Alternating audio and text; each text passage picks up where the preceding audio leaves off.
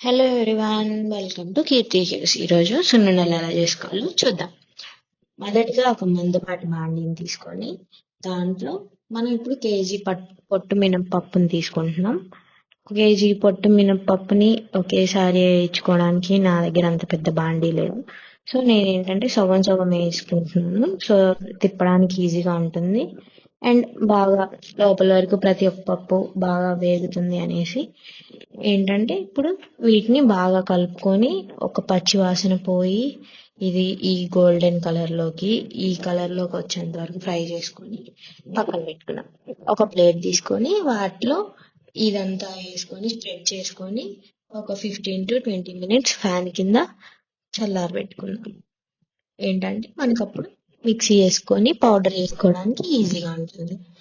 వీటిని కొంచెం కొంచెంగా ఆరాక ఇదిగోండి ఈ విధంగా ఇట్లా ఆరిపోయాక మనం మిక్సీ తీసుకొని కొంచెం కొంచెంగా వేసుకొని మిక్సీ చేసుకుందాం.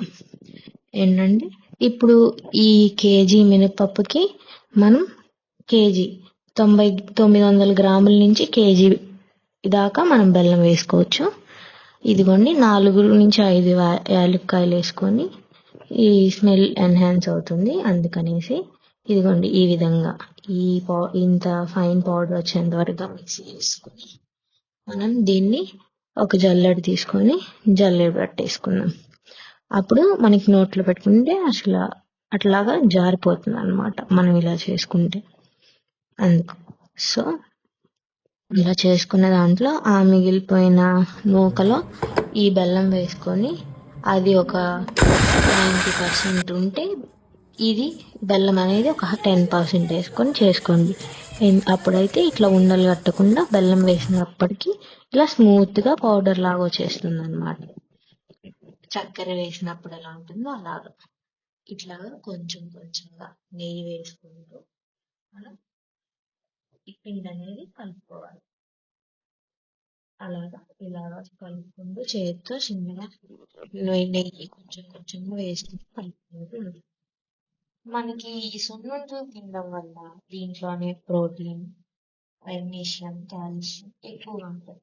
సో ఏంటంటే మనకి బోన్ హెల్త్ మంచిది, జుట్టుకి, స్కిన్కి చాలా మంచిది. దీంట్లో మనకి ఐరన్ ఎక్కువ ఉండడం వల్ల మనకి జుట్టు ఏది ఉంటుంది కదా అది అనేది తగ్గుతుంది. కొంచెం మీకు డైజెషన్కి మంచిది.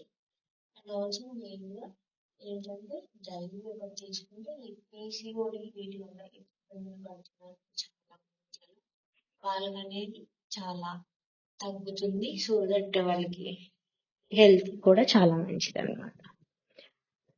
అండ్ ఇదిగోండి ఇట్లాగా బాగా కలిపేసుకొని కొంచెం కొంచెంగా సగం సగం పిండిగా కలుపుకోండి, లేదంటే ఆరిపోతుంది. అండ్ ఆల్సో మీకు నెయ్యి కూడా ఎక్కువ పడుతుంది, అందుకని కొంచెం కొంచెంగా కలుపుకోండి. ఇట్లా నొక్కితే ఇలాగ ముద్దలాగా అయితే సరిపోతుంది.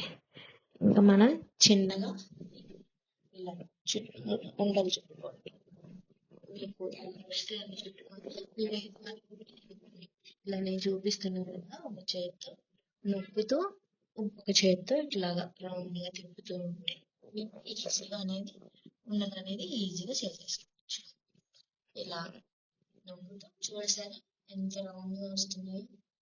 అలా మనం చిన్నగా నొక్కుంటూ చేసేసుకుంటూ ఉంటే మీకు ఉండలు అనేది బాగా సింపుల్గా ఈజీగా చేసేసుకోవచ్చు. చూసారా, ఇదిగోండి ఈ విధంగా ఇలాగా అన్ని చేసేసుకోవడమే. Thank you for watching.